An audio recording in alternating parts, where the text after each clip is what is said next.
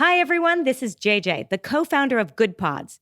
If you haven't heard of it yet, Good Pods is like Goodreads or Instagram, but for podcasts. It's new, it's social, it's different, and it's growing really fast. There are more than 2 million podcasts, and we know that it is impossible to figure out what to listen to. On Good Pods, you follow your friends and podcasters to see what they like. That is the number one way to discover new shows and episodes. You can find Good Pods on the web or download the app. Happy listening. Let me tell you about Buzzsprout. Podcasting isn't hard when you have the right partners. The team at Buzzsprout is passionate about helping you succeed. Join over 100,000 podcasters already using Buzzsprout to get their message to the world. Buzzsprout gets your show listed in every major podcast platform. We use Buzzsprout now, and it's been a game changer for us. All new analytics, tools, and resources, all these different things that we did not have before. So upgrade to Buzzsprout. Follow the link in our show notes, and let Buzzsprout know we sent you.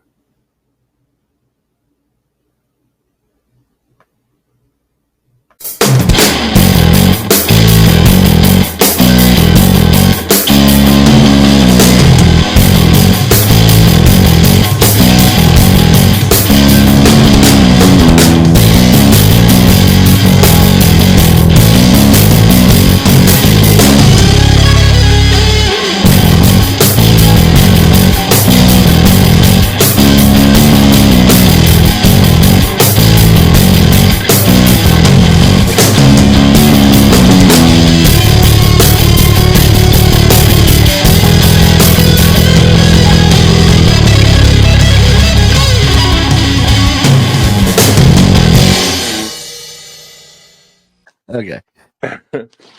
Hey everybody, welcome to Films and Fermentation. This is episode 123. That's right, episode 123. On this episode tonight, we are going to be recasting a film from 1993 that we talked about last week. That's right, we are Films and Fermentation, a movie and alcohol podcast. I'm Leo. I'm Kevin. I'm Mike. That's right, Mike is back. We decided not to kick him off the show. We're three friends who like to talk shit about movies while getting shit-faced. In this episode, we visit the year 1993 again and take a look at one particular classic. Classic, of course, is a relative term.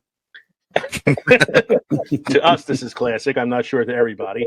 But we're going to be looking at the Western action flick Tombstone, based somewhat on a true story. We're going to be visiting the recasting couch again as we give our picks for the modern-day reboot of this Western favorite.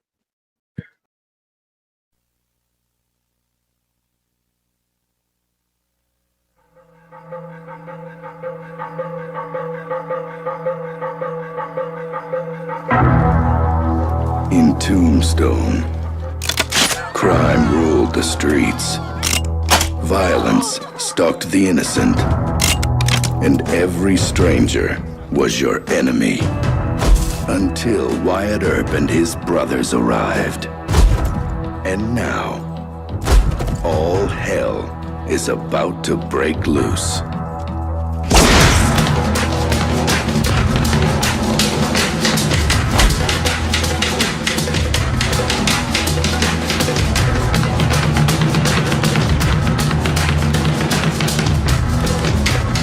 Kurt Russell, Val Kilmer, Bill Paxton, Jason Priestley, Sam Elliott, Dana Delaney, Michael Biehn, Powers Booth, Charlton Heston.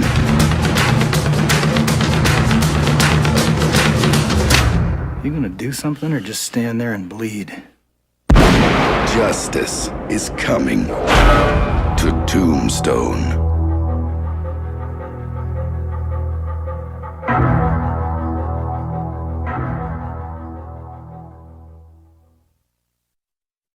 Don't forget, you can drop us an email at filmsandfermentation@gmail.com or visit linktree.com/filmsandfermentation.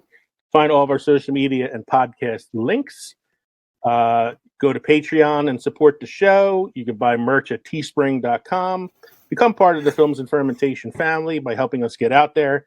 Download the episode, like it, review it, rate it, comment, downloads, subscribe, whatever. Just help us get out there. Help us get our numbers up. Hey, we And, want to thank all those that did it already. Says Kevin's got a new laptop. Hey! we can see his pretty face more clearly now. If you would like an entertaining social media account to go to, check out Oops All Ears Molly, so you can see some pictures of Kevin's dog on Instagram. Oh yeah, Oh, she looks cuter than she is. So, gentlemen, what are we drinking this evening? I I'll am. go first. Oh, I'll go ahead, go Mike. Mike, you go first. Go ahead. Mike, I go haven't been first. feeling good. I've been out. I've been home all day, not feeling well. So I've decided to try to drink my way out of being sick with some pumpkin spiced moonshine. I thought you were going to say like a hot toddy. No, pumpkin spiced moonshine. I'm going to Well, sweat this it's- bitch out. I was going to say it's season appropriate. Here's my glass of Robitussin. Yeah, what are you drinking? I am continuing through my seasonal case of Sam Adams, and last week I had Flannel Fest and Hops Lager. This week I'm starting off with Oktoberfest, and I'll have my dessert beer of Jacko. So Nice. I tried to theme mine a little bit tonight. So I'm drinking a Hefe. No, I'm drinking a Hefe from Yeehaw! Yeehaw Brewing Company. Fine Southern beer, the Yeehaw Brewing Company. They're Hefe, drink Yeehaw. And if I finish that one and I have, feel like another one, I have the Yeehaw Dunkel as well. Dunkel. So I figured Yes. the Yeehaw was From cowboy Gatlinburg, appropriate. Tennessee.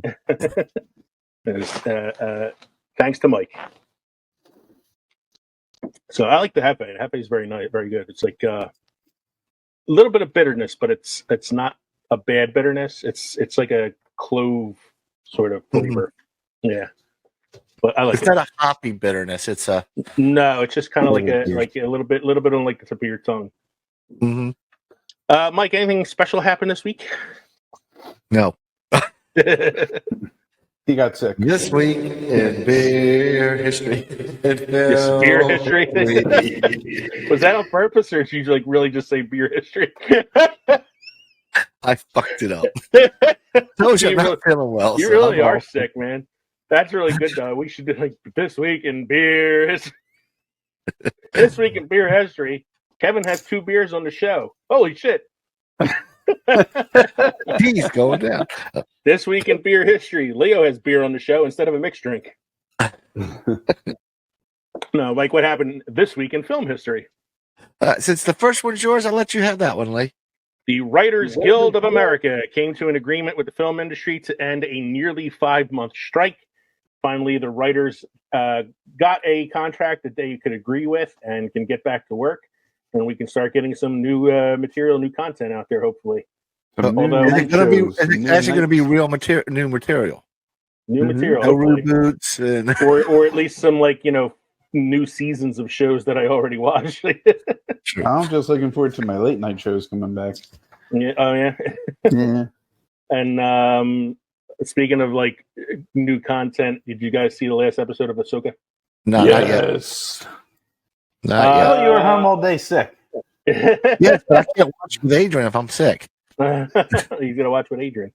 Yes. What's the next one you got there, Mike? In 1949, My Friend Irma premieres first of 16 films starring Dean Martin and Jerry Lewis. Wow. I didn't know the name of their first movie. Now I do. Hey, lady. The more you know. In 1982, filming begins on Never Say Never Again with Sean Connery playing James Bond for the final time. And this is the one that went up against the one with Roger Moore, right? Yeah. Which was And Roger Moore was the one and done, or was that Timothy Dalton? No, Neither one. Roger Moore did the most films out of all of them, I believe. Oh. I think he beat Sean Connery by like one film. Mm-hmm. Wasn't there And an actor who only did one? Yeah, stage that was George Lazenby, who was between Connery and Moore. It was on Her Majesty's Secret Service. Yeah, that was his film. And So then, when did Timothy Dalton play him? he was After. the early 90s. Yep. He I was thought that after was Pierce Brosnan. Pierce Brosnan was after Timothy Dalton and because before Roger. Timothy Dalton was after Roger Moore, before Pierce Brosnan. They had wanted Pierce Brosnan, but he was under contract to do Remington Steele. So they went with Timothy Dalton instead. And then once his contract was up, they replaced Dalton with Pierce Brosnan. Wow. Mm-hmm. And I forgot what I was going to say. Another fun fact. Oh, I saw somebody posted on Twitter the other day a James Bond question. Which James Bond actor would you like to see in a different James Bond film? So the person was like, I would like to see Sean Connery on Her Majesty's Secret Service, but then see like Roger Moore in something else, and then Pierce Brosnan in one of the Timothy Dalton ones, and they were like switching up actors for the different Bond movies. I thought it was an interesting question. I'd have to think about it a little bit. I don't know, but I thought it was like an interesting James Bond question. Well, any one of them besides Timothy Dalton or Lansbury can be in Her Majesty's Secret Service. What's the next fact you got there, Mike? In 1994, Ed Wood film directed by Tim Burton and starring Johnny Depp premiered. I like Ed Wood. It's probably one of my top 5 Tim Burton films. It's a quirky movie.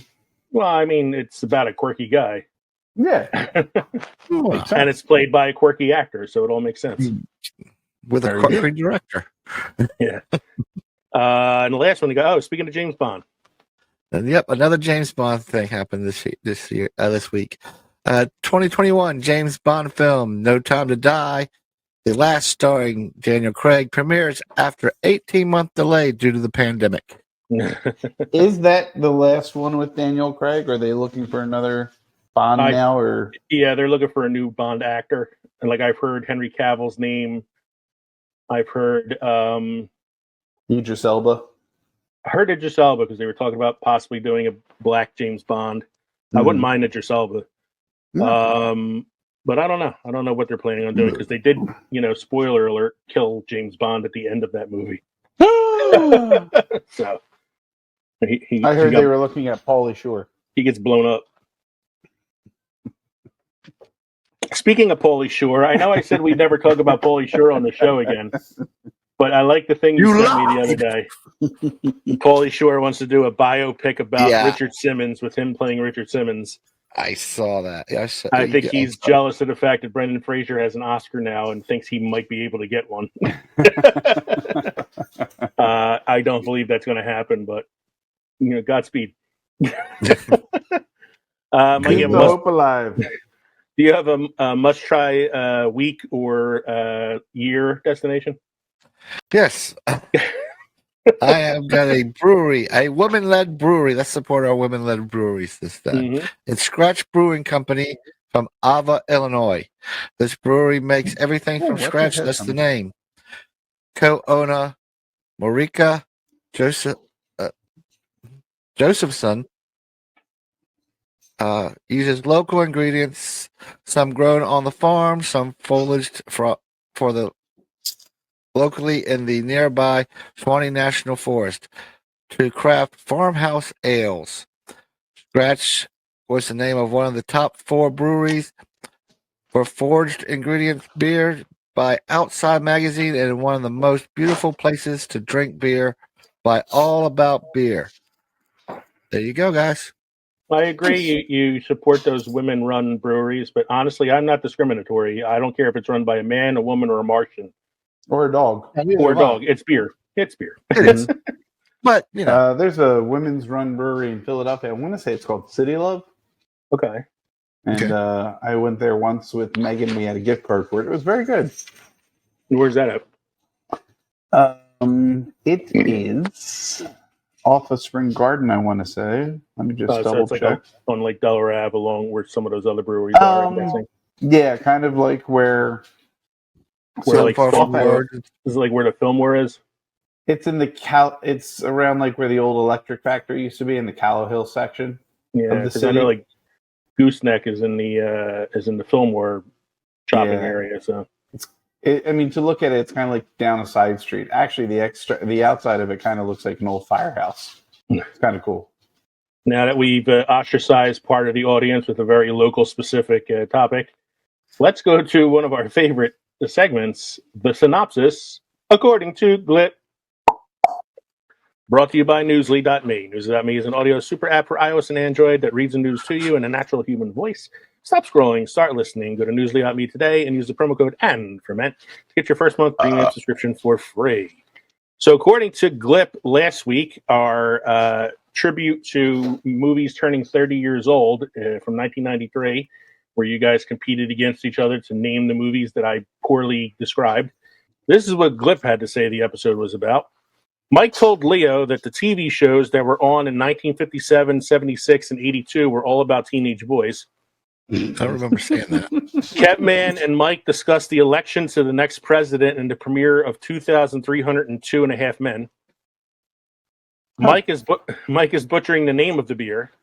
Mike and Leo spoke about Ron Howard. Leo and Kevman discussed the way the Glip synopsis interprets the information. Leo tries to poorly summarize plots so he can choose a new co-host, and the eye color is off-putting. All right, so let's break that down. Mike knows what years the movies were about teenage boys. Yeah, so it was your This Week in Film History was about all these TV shows that premiered in various years on the same day, and we made two jokes during that list, which was Charlie's Angels and Baywatch. We both said, and a million teenage boys grew up that day. That day, yep. And so that's where it interpreted that. You guys talked about the election of the new president in the West Wing. Yes. I know we mentioned 2.5 Men. I think it just got the number jumbled. It must have heard some numbers somewhere else in the show. Yeah, but 2.5 Men was back with my name. I know. I think it might have gotten like the year mixed up with the number because it looks like 2023 backwards. 2,302 and a half. Yeah. Mike did butcher the name of a beer he talked about. We did talk about Ron Howard again because that was the previous episode. Kevin did say something about how the Glip synopsis interprets the information. It almost got the main idea of the episode because I did some poorly summarized plot sentences so that you guys can guess the movies. And choosing a new co-host was the joke I made about whoever lost the contest. And the eye color is off-putting is from our extra material at the end of the episode where we were talking about Ahsoka. And I mentioned how Ezra's eyes were a little weird to me. Yep. So as always, that's our synopsis according to Glip. We're going to take a short break and play some messages from some of our podcast friends. When we come back, we're going to talk a little bit about the 1993 Wild West classic Tombstone, and then we're going to recast some of the characters in the film for a modern-day reboot. We'll be back very shortly.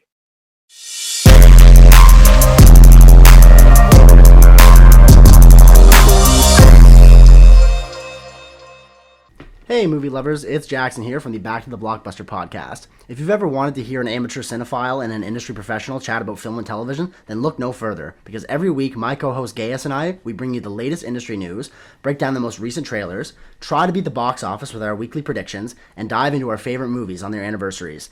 And every second Friday, you can look forward to the Back to the Blockbuster spin-off, Deep Dives with Owen and Gaius, where the duo dissects a movie of their own choice. All this and more wherever you get your podcasts.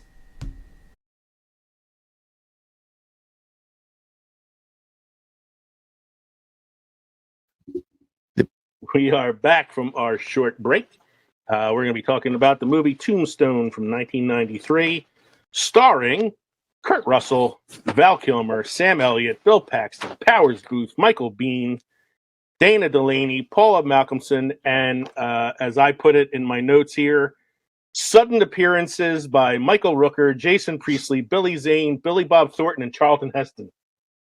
Thomas Hayden Church. And Thomas Hayden Church. Yeah, like I forgot him. Yeah. So it's like all these like I heard the voice at the beginning and I'm like, I know that voice. Holy shit, that's Billy Bob Thornton. You forgot like, Billy Bob Thornton was in there? Because he's like 3 Billy Bob Thorntons. He's a bigger guy. Snapped around like a little bitch and everything. Yeah, and he slapped the shit out of him. Mm-hmm. I forgot that, like, it's been a while since I watched this, man. Like, I forgot Billy Zane was the actor with Dana Delaney. Yep. I remember Jason Priestley being in it, but He's the prettiest man I've ever saw. Yeah, like I didn't remember his part too well. Michael Rooker is very young in this. And then Yes. I forgot that Charlton Heston plays the guy at the end who gives sanctuary to Doc Holliday when he gets, sick on the road and all that.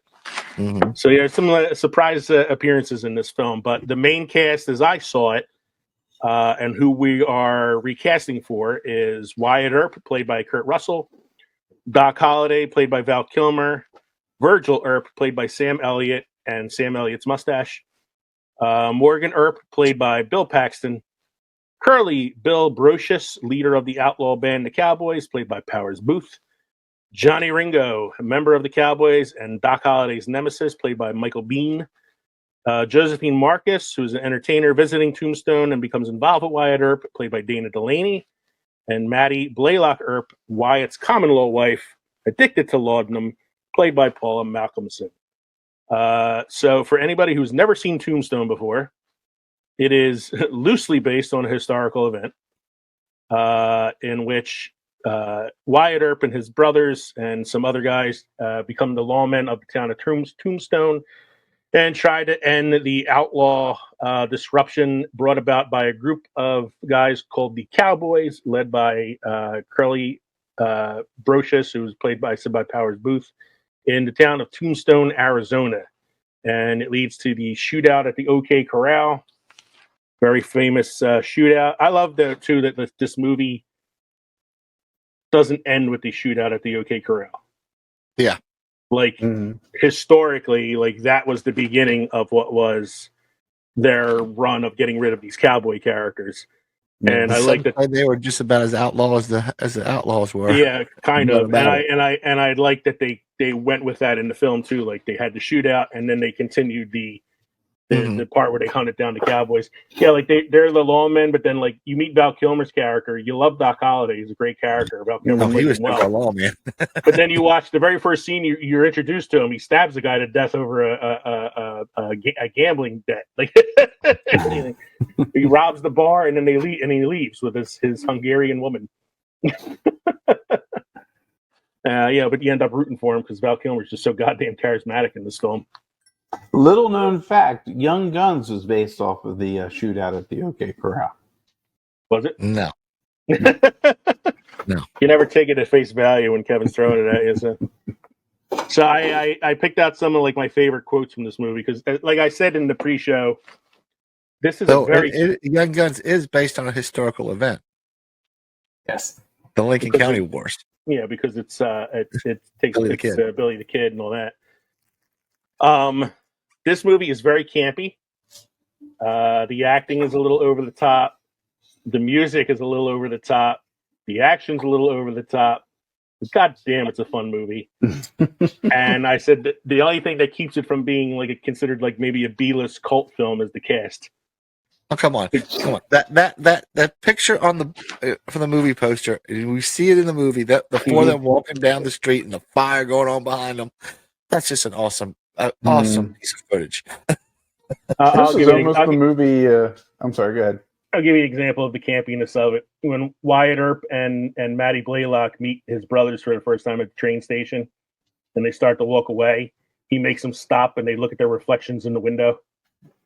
And it's like the three men with the three women, and he's like, "Look at that picture, that's the beaut." And it was like, "Oh, goddamn, man, that is campy shit." They didn't have a lot of looking glass back then, They had to take their reflection when they could get it.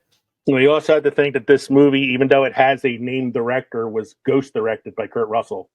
That's the point I was going to say. Good. Yeah. So I picked out some. There's so many really good quotes in this film, though, too, and that's one of the things I think that we love about these movies and why we rewatch them so much is because they're so quotable. So I got at the beginning, like I said, when Doc Holliday robs the place, and he and his girl are leaving, he says to her, "I calculate that's the end of this town." They have to get out of there now. When he's looking really, really sick, and Johnny Ringo challenges him about it, and he's like, "Not me. I'm in my prime." I think Doc Holliday mainly has the best quotes in the film. He gets in a gunfight with Ike and Billy Clanton, And they said that he has them outnumbered. He goes, "No, I have 2 guns, one for each of you." My hypocrisy only goes so far. My hypocrisy only goes so far. And when Johnny Ringo says he's going to kill him in their final duel that they have at the end, he's like, "You're a daisy if you do." And of course, his most famous quote is probably, "I'm your huckleberry." I'm your huckleberry. Which I looked up. I've seen shirts with that on it. Yeah, which means something along the lines of like, "I'm your man," or "I'm your guy," or "I'm the one you're looking for," sort of thing. It's not revenge he's after; it's a reckoning. Why, Johnny Ringo, you look like somebody just walked over your grave. The one I like was, "Where's Wyatt at?" "Over by the creek, walking on water." Yeah. What's the other one? I already got a guilty conscience. Might as well have the money too. We'll make our fortune, boys. That's the whole reason Wyatt Earp comes to Tombstone, is he thinks he's going to make a fortune on silver. Mm-hmm. This is one, like, I was like, boy, this is such a Wild West, like Old West, like slang thing. When he's slapping around Billy Bob Thornton's character at the beginning, and Thornton's like threatening to pull the gun out and shoot him. He says, "This is Kurt Russell as Wyatt says, go ahead, skin it, skin that smoke wagon, and see what happens." This is another Wyatt Earp quote: "Your friends might get me in a rush, but not before I make your head into a canoe." That's when he got the gun right in his head. Yeah. Yeah. He lied. He ain't lying. He ain't lying. He ain't lying. Where's the one? There's another one. Oh shit, I can't find it now. I think you said already, Mike. My hypocrisy only goes so far. It's when he throws the badge down. The badge. Johnny Ringo at the beginning of the movie is translating what the priest is saying after they shoot up the wedding, and he's quoting the Bible, Revelations. "Behold, a pale horse. The man who sat on him was death, and hell followed with him."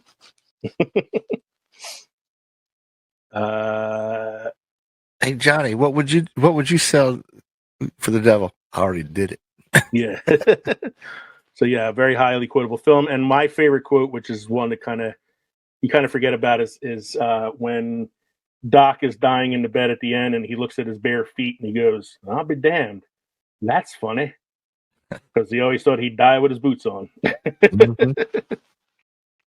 That's a good scene too, where he tells Wyatt Earp, "You got to go. I don't want you to be here when I go. Like, I want you to see me alive one more time," or whatever. I got a couple little trivia things here. The line that he quotes at the end, "I'll be damned," were his last words, according to the nurses that were taking care of him at the sanatorium. As we already said, Kurt Russell actually directed this film, sort of like as a ghost director. They actually used a false name in the credits. The name they gave him was, if I can find it now, Pauly Shore. George P. Cosmatos was the name that they used in the credits. And one more thing here. Oh, I forgot there was one other cameo in this. Robert Mitchum was supposed to appear in it, but was too sick to do so, but does provide the narration at the beginning and the end of the film. Yeah. That's one other big name that appears in it. So, gentlemen, I decided, and I think you guys agree with me. Hold on one second. All right.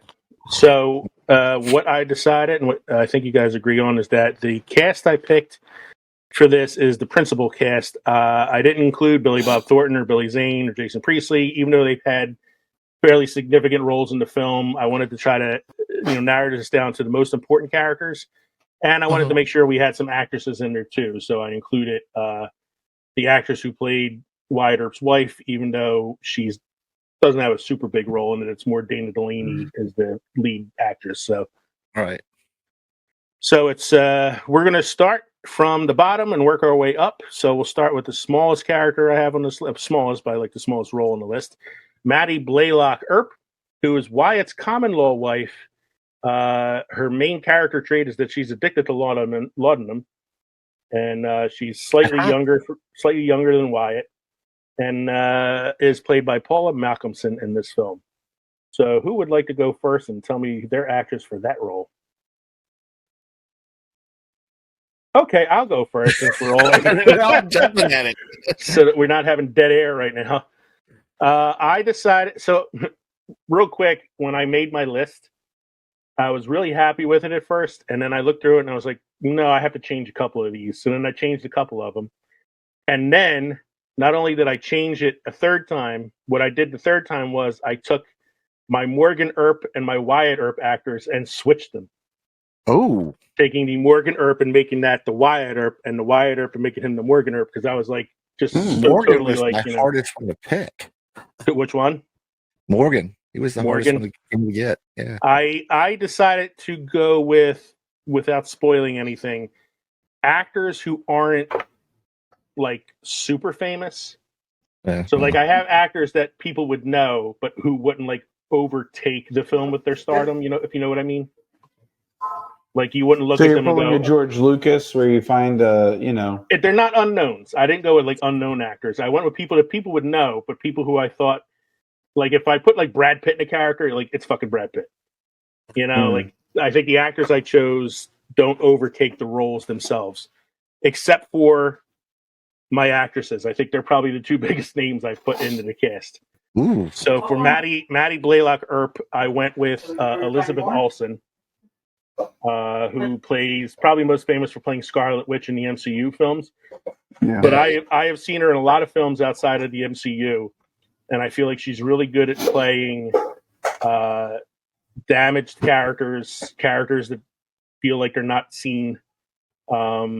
She's just pretty enough, I think, without being like too pretty for the role.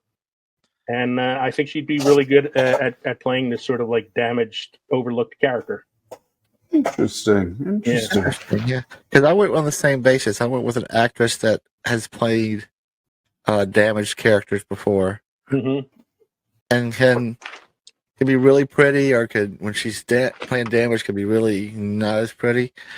Anne Hathaway. Okay. All right. I kind of get that. Anne Hathaway I like Anne Hathaway, and I think she's like if you're thinking of like Les Mis. Well, one of her first one of her first roles was not first, but an early role was as an addict. She played an addict, so yeah, she was in a movie called I can't remember the name of the film, but I know the movie you're talking about. And like she started out with a pretty light career with the Princess Diary films, and then showed that she could be a really good actress. Yeah. Yep. I watched a movie that she was in the other day. I remember when it came out, and I didn't see it when it came out, and then I saw that it was on one of the channels, and I said, "Oh, I'm going to check this out." It's called Colossal, and she plays a woman who finds out that she is controlling a kaiju monster that's destroying Korea. Wow. Like every movement she makes controls the monster in Korea, and she doesn't know why. Pacific Rim. It's well, there's no like big robots fighting her in it, but it was a really weird film. I mean, I obviously it probably sounds weird from the premise, but I watch it because I was like, wow, it seemed like a weird film for Anne Hathaway to be in. But anyway, Kev, what's your choice? So for Maddie Blaylock Earp, I chose Alicia Vikander. Oh, yeah. I think she can play, somebody who's got an addiction problem. She's pretty, but still she can, somebody's getting the better of her. So, yeah. I think most people would probably know her at this point from Tomb Raider, their last Tomb Raider reboot. She is an Oscar winner for The Danish Girl, so she is a good actress. And I've seen her in some of her early films. Where she does play a lot of like damaged characters in her early films, so I think that's a good choice too. Ex Machina is what I remember her from, but then her other stuff, she's the one that the first robot that Oscar Isaac builds in that film. Oh man, she's incredible in that movie. That's a good movie, Ex Machina. So I went first on this one. So Kev, why don't you go first? Oh, you'll go first, Mike. Go ahead. I'll go first. Okay. So this one, I originally had this one as my Maddie, but moved her because I think she could play this role better. But Jennifer Lawrence. Okay. Yeah. Did anybody see her last film, the comedy? The one shirt where she's paid to like date a kid or help him lose his virginity or something. The parents pay her to date him to get him out of his shell. Right. Yeah, I haven't seen that one. She does a straight up full frontal nude scene in that film.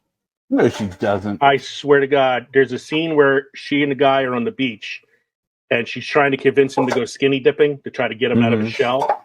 And so she takes all her clothes off and goes in the water. And then a group of kids come by and steal their clothes. Yeah. And she runs out of the water and starts fighting with these kids, butt-ass naked, to get her clothes back. And it's like, God damn, Jennifer, like, of all the movies to do that in. Well, look, man, after all those photos of her were stolen and leaked online. Well, honestly, if you need to see her in a very compromising position, just watch Red Sparrow.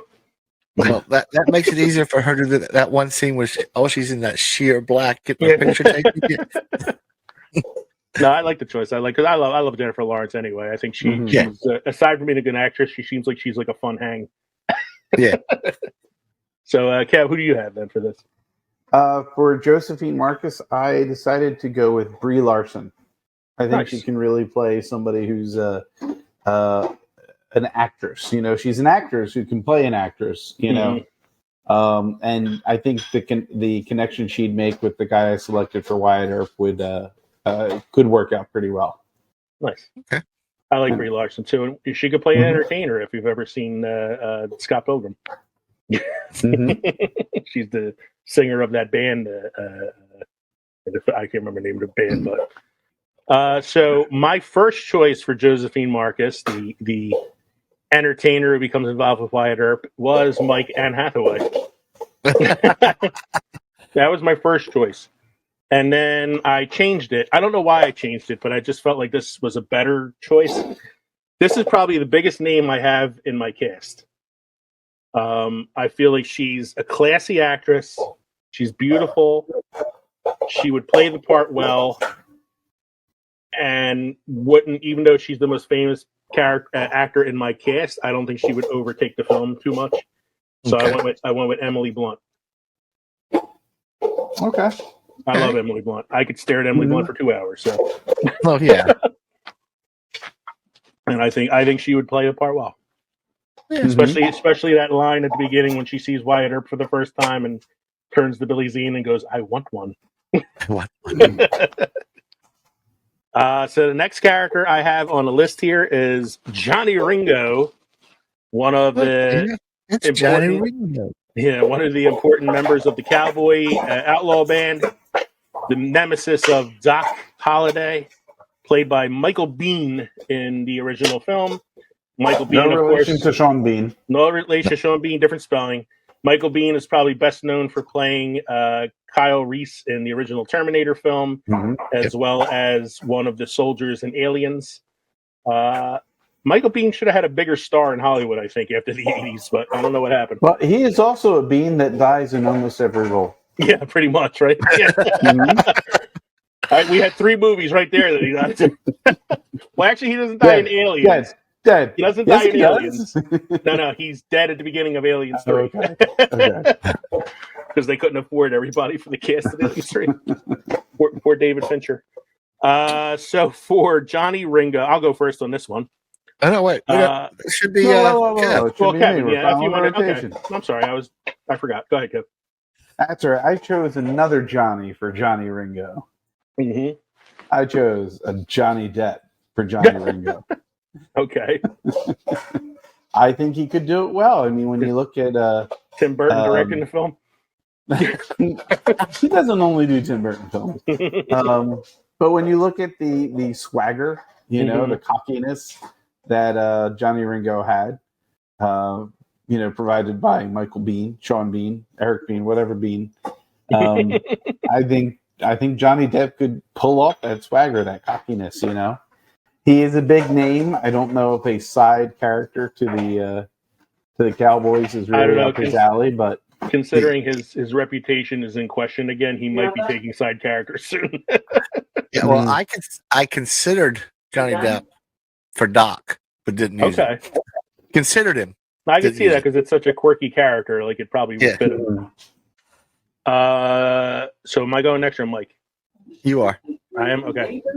So I went for Johnny Ringo. Mike, I went in a different direction. I went with a TV star who I feel should be a movie star in some respect. Okay. Scott Bakula. Probably best known for playing Dean Winchester in Supernatural and currently playing Soldier Boy on The Boys. I went with Jensen Ackles. I can see that. He has the attitude, the swagger, a little bit of that southern, cowboy accent. And I feel like he would be really good in like a quick draw shootout with whoever my Doc Holliday is. I can see it. I and like that. It's a smaller role, but an important role. So it's like the kind of thing that would kind of hopefully maybe propel him into something bigger. Of course, it didn't work out for Michael Biehn, so who knows? Look, so I picked my Johnny Ringo as someone who could play off my Doc, and someone who could play the role and has a swagger. I went with Leo DiCaprio. Again, I don't know if Leo's fallen down far enough that he would take a side role like that yet. But he can play it. I think play the bad guy in the cockiness. I know, but if you're going to throw a role at Leo, I would think like Curly Bill Brocious maybe instead, like the leader of the Cowboys. I actually think Johnny Ringo is the bigger role. It is, but I don't know. I mean, again, this is hypothetical casting. It's not like we're going to get this fucking movie made anyway. Oh, yeah, You don't have the budget for these people, we barely have the budget for the podcast. No studio could afford the cast I have, okay? I know that. That's why I kind of went with like a smaller known cast for mine, So the next one then is Curly Bill Brocious, the leader of the Cowboy Outlaws. In the film, it's played by Powers Booth, who has made a career out of playing villains in films. Yes. With a name like Powers Booth, I don't think he had a choice. Am I going first then? You are. Okay. I'm just going to cut to the chase. I was struggling with this one a lot, and I said, you know what? I just need a big guy who could be intimidating, but also a little bit funny in like a sort of sinister way. I haven't really seen him play a bad guy yet, so I'd like to see him play a bad guy. So I went with David Harbour, best known as Hopper from Stranger Things. Oh wow! Okay. Yeah, I thought about that. Yeah, and I think he could do the facial. I think he could do the facial hair. He's also about the same age Powers Booth was when he did this film. So, okay. So I did the same thing. Someone big, intimidating, but can also be funny when he needs to be. I went with Tom Hardy. I actually thought about Tom Hardy. I actually thought about Tom Hardy for Brocious and Earp. Like, did I want him as the villain or the good guy? Like I couldn't make up my mind on that. So I ended up that's why I ended up going with Harbour. Interesting. No, I like that one because I love Tom Hardy too. I think he can do anything. So. I love Tom Hardy as well. His name may come up again in the future. I don't know. So who do you got then for Curly Bill Brocious then, Kev? I went with somebody who I thought could be villainous, but also kind of funny, I guess, because Curly Bill does have his moments of like, fairness and stuff. I went with Benicio del Toro. Ooh, I like that. Ooh. Yeah. I like it because it gives a little diversity to the cast. Mm-hmm. And we know that Benicio can play a villain. Mm-hmm. Yeah. You know who else might be good too? And I'm thinking like Benicio del Toro. If you want to go with like a Spanish actor who can play a villain, like Javier Bardem as well. Yeah, would probably be a really good one. Let me just make sure I took him off my list. Yes, I did. For John, one person I had thrown around either for Curly Bill or Johnny Ringo was Pedro Pascal. Yeah. I thought he might have worked out with either one of those roles. I admittedly am not very diverse in my cast, but I'm I'm not I'm either. going. I went more with like Historical. accuracy to the historical characters. So you know. Yeah. So the next one then is Morgan Earp, who is the younger brother of Wyatt and Virgil, and is killed by the Cowboys, Curly and his men. He's played by Bill Paxton in the original film. So who's going first now then? Game Kev? over, Or Mike? man. Mike, Game go ahead. over. Yeah, so go ahead, Mike. So this was probably the hardest one because I needed somebody that was younger than the two actors I have as his older brothers. So I went with Jake Gyllenhaal. Okay. I thought of Jake for Wyatt as well. I think I went through like every actor in Hollywood that's in like his 30s and 40s for Wyatt because I couldn't figure it out. But yeah, I like that one. I like Jake Gyllenhaal. He's like late 30s, I think, so he'd probably be around the age that Bill Paxton was at the time. And he could be a little more quiet because that's a more quiet character than Well, the I other said, like, one. I've seen him play intense characters, but he's also played, you know, like down to earth characters as well. Yeah. And Morgan Earp's kind of like a more down to earth. Yeah, he's a little down to earth, but he also kind of like tries to impress the big brothers a little bit in the He's film the as well. young buck that's trying to impress everybody. Yeah. So who's next, me or Kev? Who went first the last Kevin. time? Okay. So Kevin next. Yeah, so it's my turn. So with Morgan, I was also thinking younger and not, you know, kind of rushes into trouble. I went with Chris Pratt. I thought about Pratt. Mm-hmm. I can guarantee you neither of you will guess who I have for mine. Steve Carell. Yeah, right. I, again, decided to go with an actor who's got a name, but who's not as well known as some of the other actors out there. I also originally had this guy as Wyatt Earp, but then switched him to Morgan Earp. And he is part of cowboy film royalty. So I went with, for Morgan Earp, Scott Eastwood, son of Clint Eastwood. Ooh. Looks a lot like Clint Eastwood did when he was in his 30s.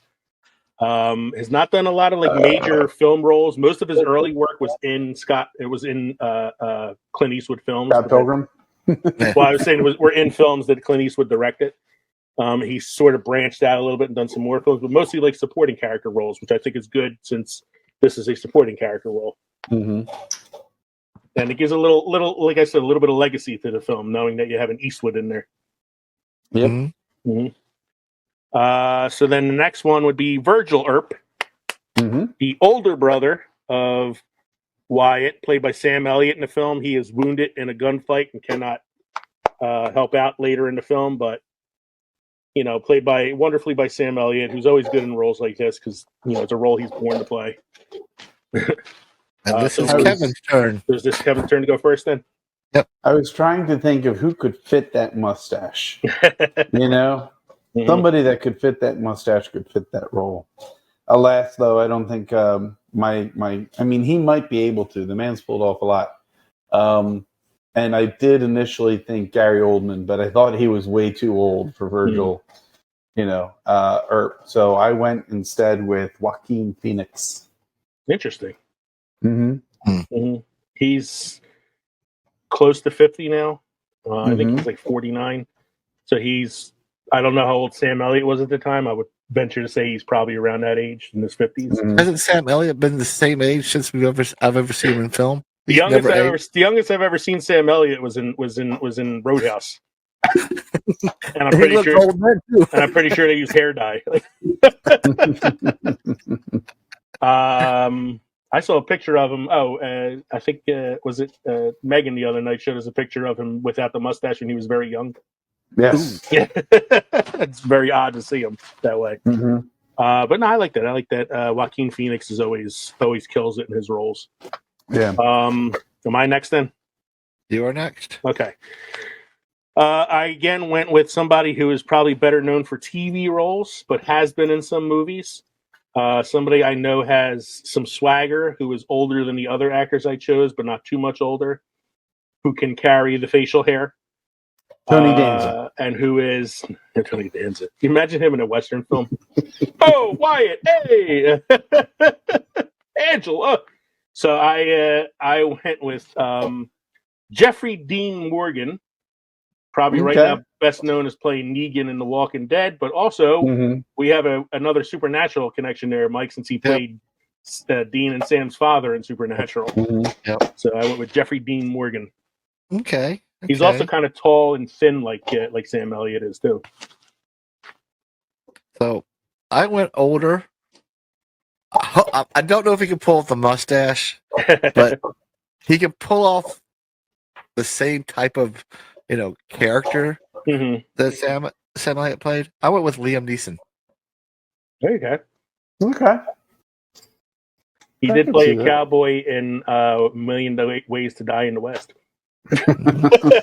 With Seth MacFarlane. He didn't drop the Irish accent, but he was still pretty good in it. No, I can see that though, because he does have that tall lankiness, but still kind of intimidating. He can play a softer character when he needs to. I don't know if the facial hair is important. I'm not saying they have to have the mustache.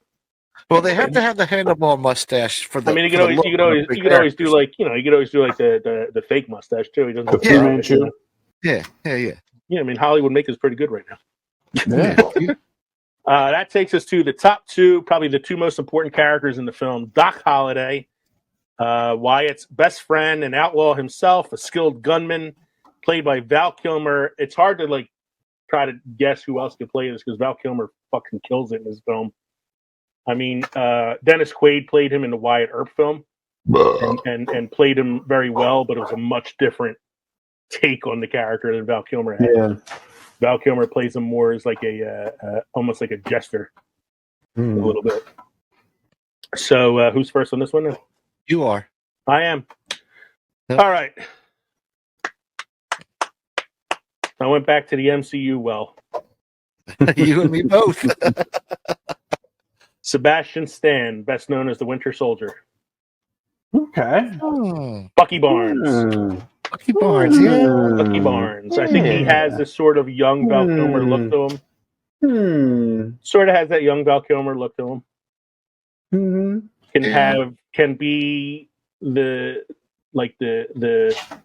serious character as well as like sort of the comical character too. I think he can pull it off, and it doesn't have to be the same interpretation. Obviously, it doesn't have to be like Val Kilmer. No. So I went. Yeah, I wanted to go outside the box a little bit on that. So Sebastian Stan. I went real outside the box on mine. I think he can play the character. I just don't know if he can get away from the role he's in now. But I went with Tom Hiddleston as Doc Holliday. I like that. I like it because Tom Hiddleston's, I mean, everybody probably knows him from Loki now, but he is a really good actor. I think he can do all the nuances and all the little cup trick. And can he do the Western accent? You think?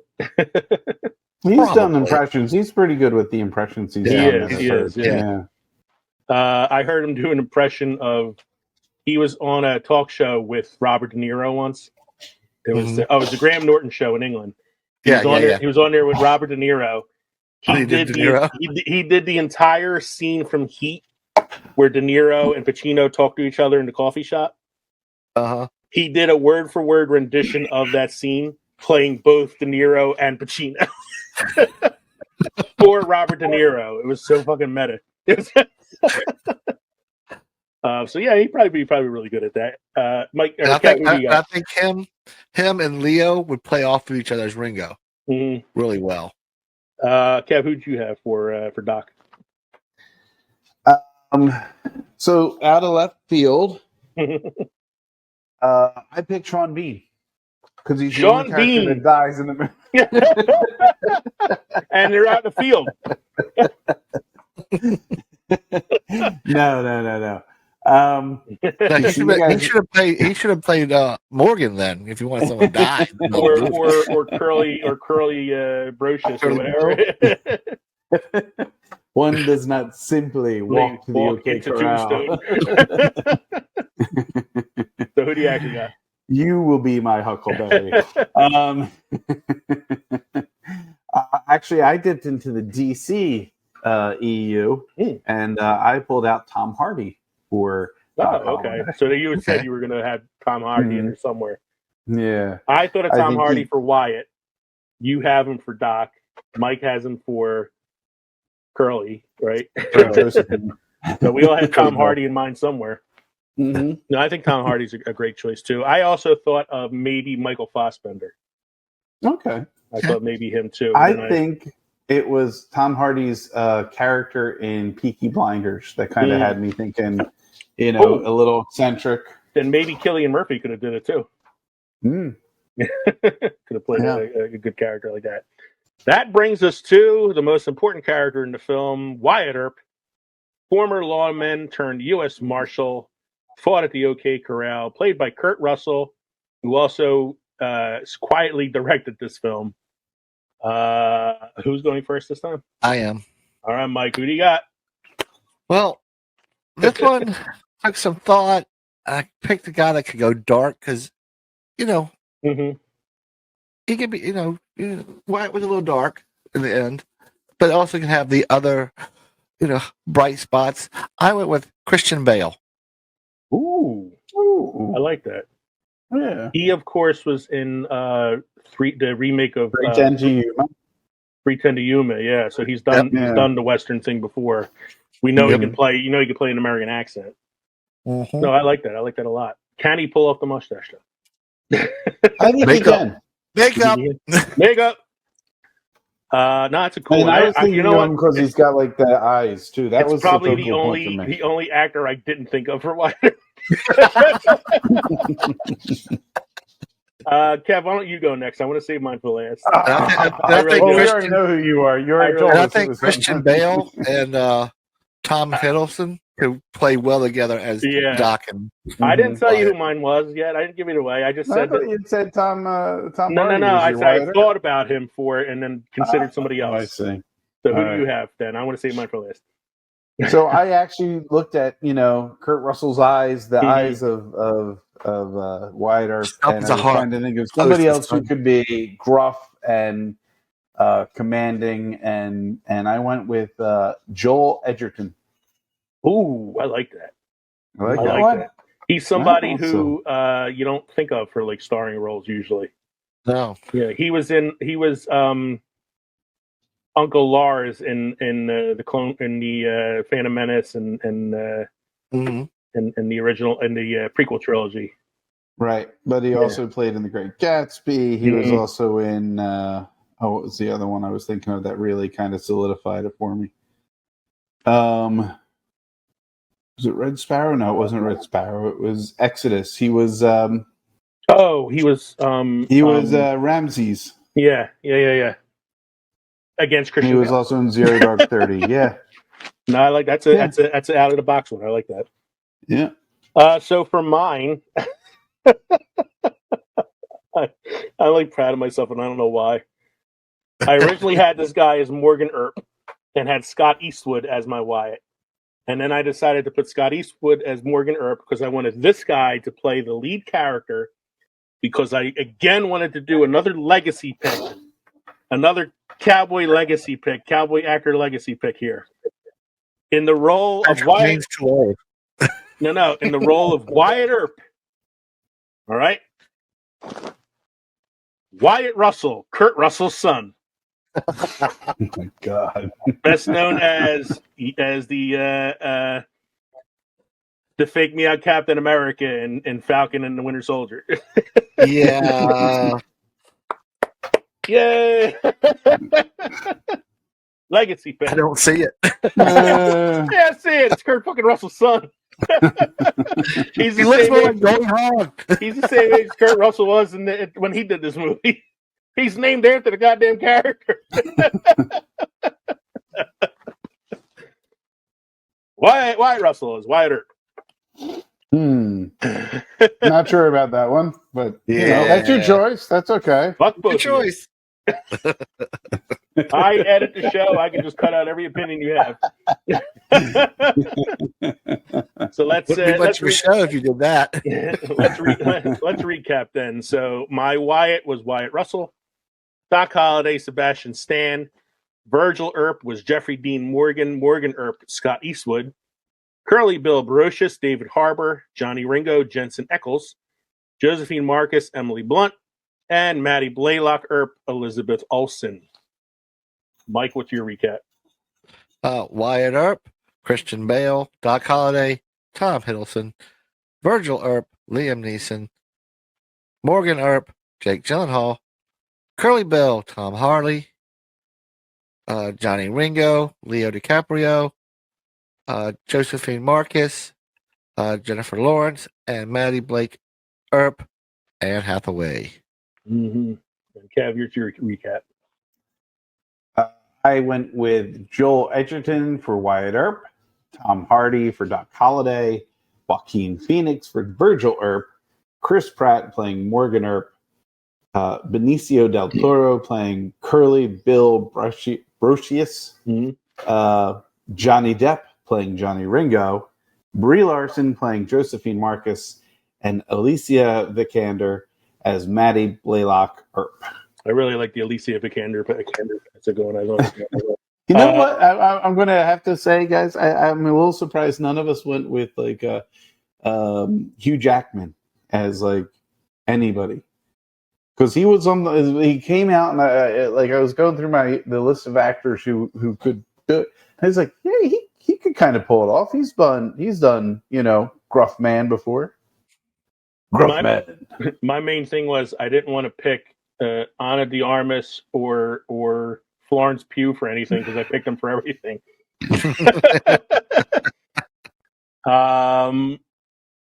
The only character I actually thought about doing like a race change on, even though it would have been historically inaccurate, was Johnny Ringo.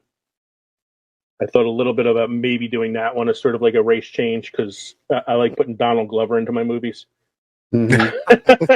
And I thought he could have been a good Johnny Ringo. He probably could have been a good Doc Holliday too, but that really would have been pushing it. So. Mike, do you have any beer history for us this evening? I do. The first half of the Middle Ages between 500 and 1000 AD saw brewing begin to pick up in Europe.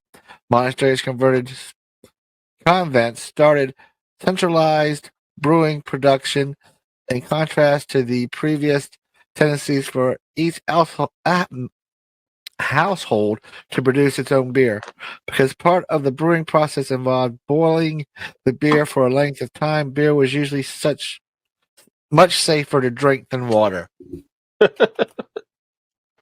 Why I like my beer. So thank you for joining us tonight for episode 123, Recasting Tombstone.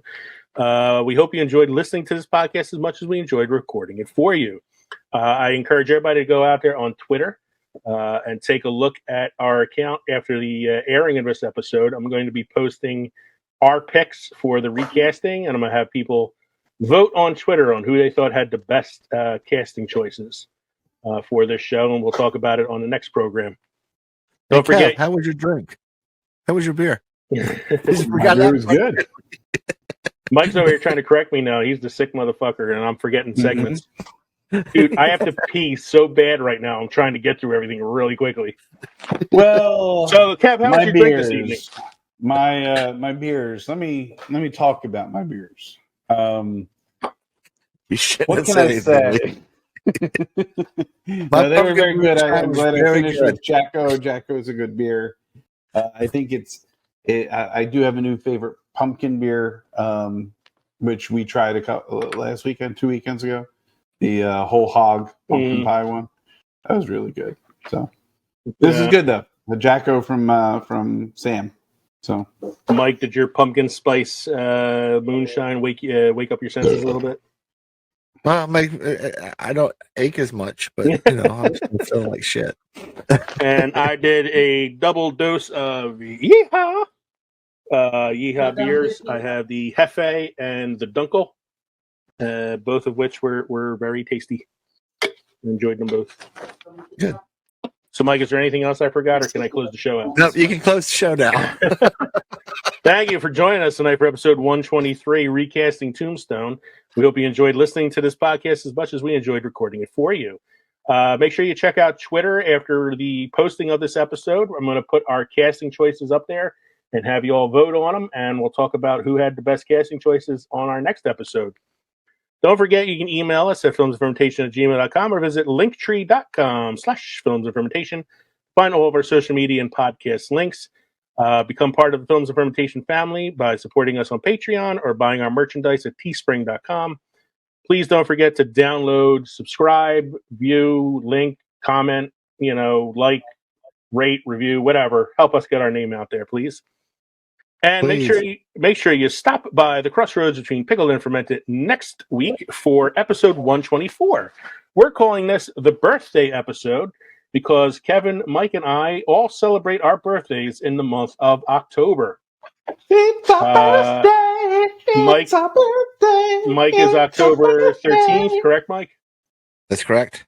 Kevin, you are October 16th? 24. Close enough. What is it? Go ahead, Mike. You're closer to me, right? Yeah, 24. 24. Yeah, that's right. You're closer to mine. And my birthday, I think, is October 28th. Check the records. Last I checked, I think it was October 28th. So since we are all celebrating our birthdays this month, we're doing a birthday episode. We're going to talk about the 5 films that each of us watched the most as children. So we're going to go back to our childhood. Our VHSs. Yes, what movies burnt out the VHS? Yeah. For me, it was Porky's. Not teenage years, child years. No, I couldn't get enough of that when I was 6. So make sure you join us next week for that special birthday episode. I'm Leo. I'm Kevin. I'm Mike. Cheers, everybody. Thank you for joining us. Cheers. Cheers. All right. I rewatched Tombstone. Mm-hmm. And then before we started, I was trying to rewatch just like a few scenes. Mm-hmm. Tubi is fucking awful. Oh. I had to watch it on Tubi, and every time I tried to fast forward to a scene, it cut the commercial. Of course. Anything that has a commercial. It's It's a commercial. You fast forward, it has commercials. At least like when I watch it on like Paramount or Peacock, they'll play like, 3 minutes worth of commercials at the beginning, but then cut them out the rest of the show. I asked my film appreciation class with help on, and none of them had seen it. One kid had seen it, maybe. And then I showed him a trailer, 1993 was not the greatest year for movie trailers. Dude, I forgot how campy this movie is. Yeah. I mean, I love it. It's a fun movie. It's a great movie. But, man, between the music, the acting, it's like if it wasn't for the cast, this would be a B movie. Yeah. It's only slightly elevated by the cast that it has. I was trying to remember what I was going to say, but that's what I was thinking too. I was thinking do like the actresses first, and then work our way from like Johnny Ringo up to Wyatt Earp. Yeah, because Wyatt Earp and Doc Holliday are really the stars. So yeah, I mean they're the 2 most important characters. So yeah, I thought Morgan was. Yeah. Ooh. Oh. You know that whenever it's Bill Paxton, he's the Bill star. Paxton is always the most important character in every movie. Uh-huh. Especially if it's a even a movie he's not in. Yeah. Especially if it's a James Cameron movie. Yeah. I have Hey everybody, welcome to Films and Fermentation.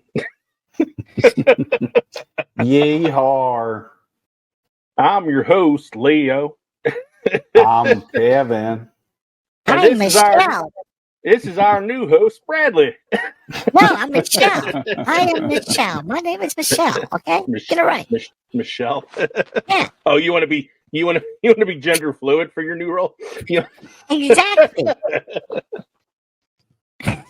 All right, I'm gonna do that for real now. Here we go.